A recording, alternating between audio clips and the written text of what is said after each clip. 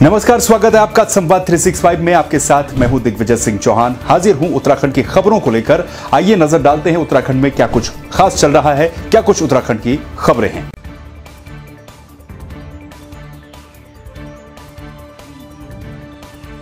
थराली से बीजेपी विधायक मुन्नी देवी शाह ने शुक्रवार को थराली ब्लॉक सभागार में विभिन्न विभागों के अधिकारियों के साथ समीक्षा बैठक कर विकास कार्यों का जायजा लिया। बैठक में कई विभागों के अधिकारी मौजूद रहे। विधायक ने विधानसभा के अंतर्गत सड़कों से जुड़े विकास कार्यों की धीमी रफ्तार पर लोक निर्माण विभाग और ब्रिडकुल के अधिकारियों को जमकर लताड़ लगाई। वहीं थराली सामुदायिक स्वास्थ्य केंद्र में जल्द से जल्द एक्सरे टेक्नीशियन की नियुक्ति और अल्ट्रासाउंड खुलवाने के लिए शासन से बात करने का आश्वासन दिया।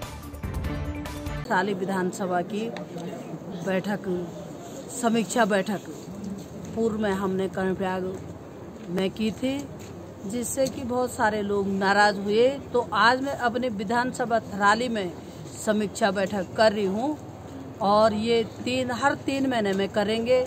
तो मैंने आज ये स्थान सुटेबल समझा और इससे हमें काम का भी पता चलता है कि भाई कहाँ पर हमारा क्या क्या हो रहा है विधानसभा में, क्योंकि अधिकारी नहीं तो कभी कभी काम नहीं करते हैं और हमें बोलते हैं कि हो गया है।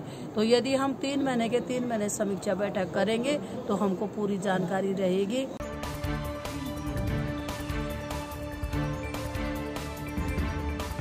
दिल्ली के उप मुख्यमंत्री मनीष सिसोदिया हरिद्वार पहुंचे, जहां उन्होंने हरिद्वार की हर की पैड़ी पर मां गंगा की पूजा की और आरती में प्रतिभाग किया। उसके बाद उन्होंने कहा कि वो गंगा का आशीर्वाद लेने यहाँ पर आए हैं और आने वाले समय में आम आदमी पार्टी उत्तराखंड और उत्तर प्रदेश में सभी सीटों पर चुनाव लड़ेगी। उन्होंने कहा कि जिस उद्देश्य के साथ उत्तराखंड बना था वैसा विकास उत्तराखंड में नहीं हो पाया। अभी मैं माँ गंगा के चरणों में प्रार्थना करके आया हूँ। गंगा आरती में शामिल होने का सौभाग्य मिला मुझको और यकीन मानिए पिछले करीब 45 मिनट से इतनी भव्य दिव्य अनुभूति हो रही है यहाँ पर। और यही गंगा माँ की महिमा है, यही हमारी देवभूमि की महिमा है। मैं थोड़े दिन पहले कैंचीधाम आश्रम भी गया था, वहाँ भी इसी तरह की अनुभूति हुई थी। और मैं यहाँ बैठे सोच रहा था कि यही हमारी दिव्य भूमि उत्तराखंड जो है, इसकी यही महिमा है। इतनी महान जगह है ये उत्तराखंड में। जैसा मैंने कहा, ये देवभूमि है, इतनी दुनिया के सबसे खूबसूरत जगहों में से एक है। यहाँ का जो विकास हो सकता था और जिसके लिए लोगों ने उत्तराखंड बनवाया था, कुर्बानी देके बनवाया था, वो हुआ नहीं। आम आदमी पार्टी का संकल्प है कि जब आम आदमी पार्टी की सरकार बनेगी तो इस पे काम करेंगे।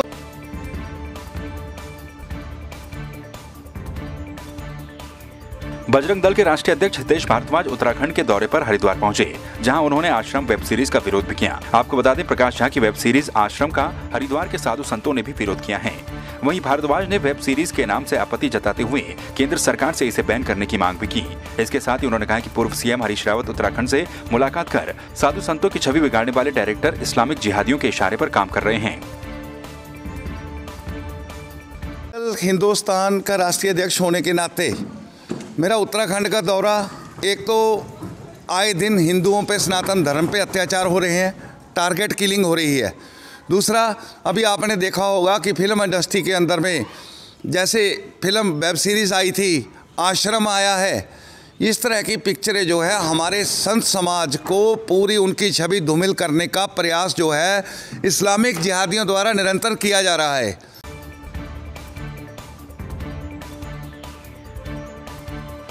हरिद्वार के ज्वालापुर को कुंभ क्षेत्र में शामिल नहीं करने पर कांग्रेसियों ने विरोध जताया है। उन्होंने कहा कि कुंभ क्षेत्र से ज्वालापुर को बाहर निकालकर राज्य सरकार ने जनता के पैसे को ठिकाने लगाया है। इसका जवाब जनता आने वाले चुनाव में देगी। बीते कई वर्षों से नागा संतों की पेशवाई की शुरुआत फुल जटवाड़ा ज्वालापुर से होती आई है।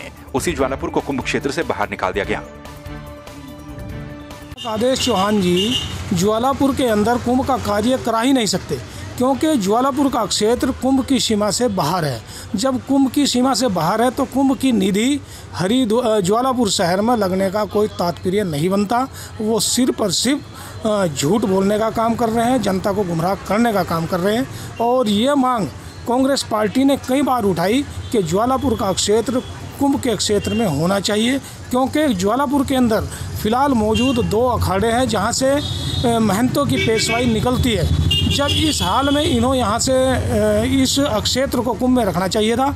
जब इन्होंने हरिद्वार से उत्तरी सीमा में 80 किलोमीटर तक कुंभ क्षेत्र में रखने का काम किया, तो ये ज्वालापुर की अपेक्षा है कि कुंभ के नाम पर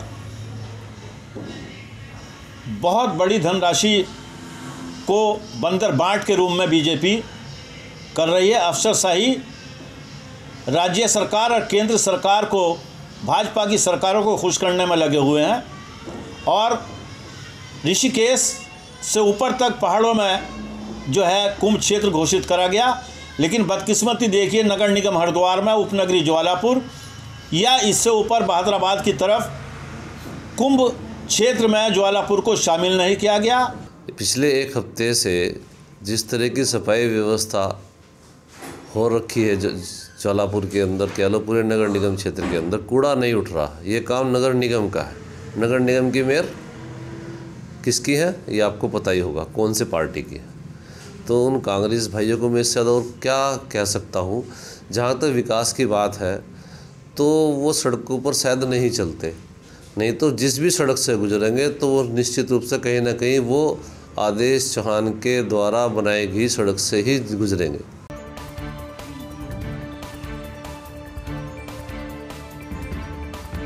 नगर निगम कोटद्वार के नजूल भूमि पर न्यायालय के आदेश के बाद अतिक्रमण हटाने का अभियान जारी है। यह अतिक्रमण हटाने का अभियान अभी तक NH 534 से सटे नजूल भूमि पर चल रहा था, लेकिन जैसे ही प्रशासन अतिक्रमण हटाने गोखले मार्ग पर पहुंचा तो व्यापारियों के हाथ पांव फूल गए। व्यापारियों को अंदेशा तक नहीं था कि गोखले मार्ग से अतिक्रमण हटेगा। प्रशासन की इस कार्रवाई से कई व्यापारी विरोध करते हुए नजर आए। इस दौरान नगर आयुक्त PL शाह ने बताया कि हाईकोर्ट के आदेश पर अतिक्रमण हटाया जा रहा है। गोखले मार्ग के 3 जगहों पे अतिक्रमण होना बताया गया है, तो ऑनरेबल हाई कोर्ट ने एक दूसरी रिट में हमें यह आदेशित किया है कि आप वो जो 3 आइडेंटिफाइड प्लेस हैं जिसमें पेटिशनर ने अतिक्रमण होना बताया है, उसको अतिक्रमण हटा करके हमें मंडे तक रिपोर्ट करें कि आपने उसमें क्या एक्शन टेकन किया है। तो उसी के अनुपालन में हमने जो गोखले मार्ग के जो 3 स्पॉट थे उनका अतिक्रमण आज हटाया है और मंडे और ट्यूसडे तक हम ऑनरेबल हाई कोर्ट में वो रिपोर्ट सेंड कर देंगे।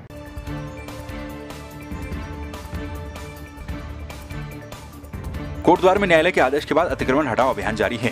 अवैध अतिक्रमण हटाते वक्त एक पुरानी बिल्डिंग में नरकंकाल मिला। कंकाल को खुफिया तरीके से छिपाया गया था। नजीबाबाद रोड पर स्थित जामा मस्जिद के सामने एक पुरानी बिल्डिंग में अवैध अतिक्रमण हटाते वक्त एक नरकंकाल मिला, जिससे पूरे बाजार में सनसनी फैल गई। बताया जा रहा है कि कंकाल कपड़ों में लिपटा हुआ था। फिलहाल पुलिस मामले की जाँच में जुट गई। हाँ, ये मस्जिद के सामने एक जर्जर अवस्था में बिल्डिंग थी जिसको डिसमेंटल कर रहे थे, तो उसमें एक खोपड़ी मिली है कंकाल। बाकी तो अभी एक्सकेवेशन से पता चलेगा और जैसा भी तथ्य सामने आएंगे तदनुसार विधिक कार्रवाई अमल में लाई जाएगी।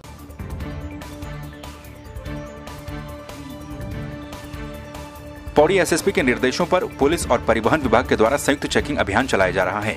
इस दौरान लोगों से मास्क पहनने और यातायात के नियमों का पालन करने की अपील की गई। साथ ही वाहन चालकों को सड़क सुरक्षा के नियमों से भी अवगत करवाया गया। परिवहन विभाग के साथ थाना पुलिस की इस कार्रवाई में करीब 1.5 दर्जन वाहनों के खिलाफ MV एक्ट के तहत कार्रवाई की गई। मास्क न पहनने वाले करीब 11 लोगों का चालान भी किया गया।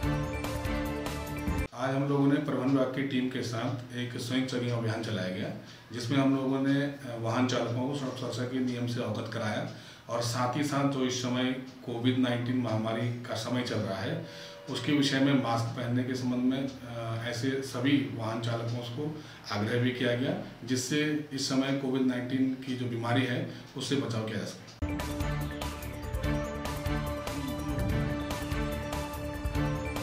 टिहरी की नई SSP तृप्ति भट्ट के द्वारा वरिष्ठ पुलिस अधीक्षक टिहरी गढ़वाल का पदभार ग्रहण कर लिया गया और समस्त थाना प्रभारी शाखा प्रभारियों को आवश्यक दिशा निर्देश दिए गए। SSP तृप्ति भट्ट को पुलिस लाइन चंबा में सलामी दी गई।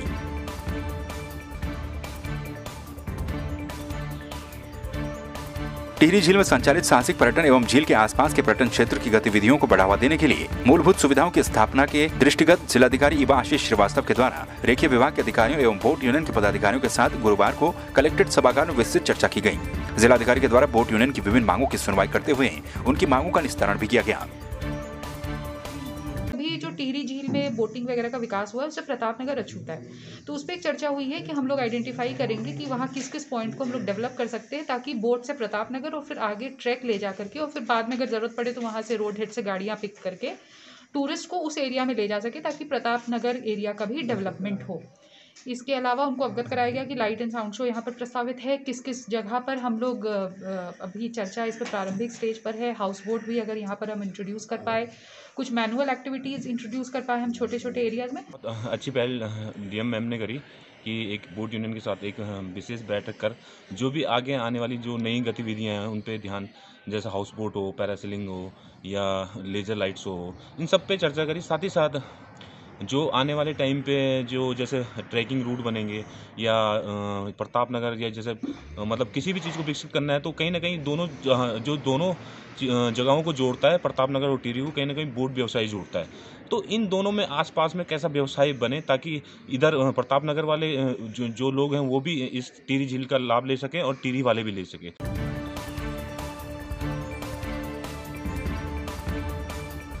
बागेश्वर जिला मुख्यालय में आम आदमी पार्टी का सम्मेलन आयोजित किया गया। कार्यक्रम में आपके प्रदेश उपाध्यक्ष बसंत कुमार ने शिरकत की। आपके जिला स्तरीय सम्मेलन में जिले के तीनों विकासखंडों के पदाधिकारियों और सैकड़ों कार्यकर्ताओं ने प्रतिभाग किया। वहीं पार्टी के प्रदेश उपाध्यक्ष ने कार्यकर्ताओं को संबोधित करते हुए कहा कि सभी कार्यकर्ताओं को एकजुट होकर जिले में आप पार्टी को 2022 के विधानसभा चुनाव में मजबूत करना है। आम आदमी पार्टी को जिले के दोनों विधानसभाओं में प्रत्येक बूथ में मजबूती के साथ खड़ा होना होगा ताकि दोनों विधानसभाओं में पार्टी मजबूती के साथ चुनाव में परचम लहरा सके।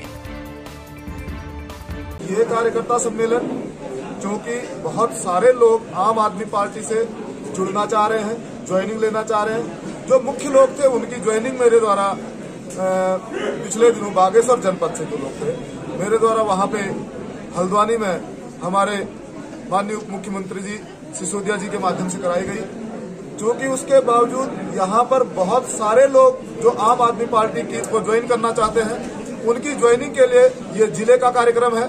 आज बहुत सारे लोगों द्वारा कांग्रेस, भारतीय जनता पार्टी एवं अन्य राजनीतिक दलों को छोड़कर आम आदमी पार्टी में अपना विश्वास जताते हुए ये इसकी ज्वाइनिंग की जा रही है। तो आपने देखा उत्तराखंड में क्या कुछ खास चल रहा है, क्या कुछ उत्तराखंड की खबरें रही। एक बार फिर से आपके सामने हाजिर होंगे उत्तराखंड की कुछ और खबरों के साथ। तब तक के लिए आप बने रहिए संवाद 365 के साथ। नमस्कार।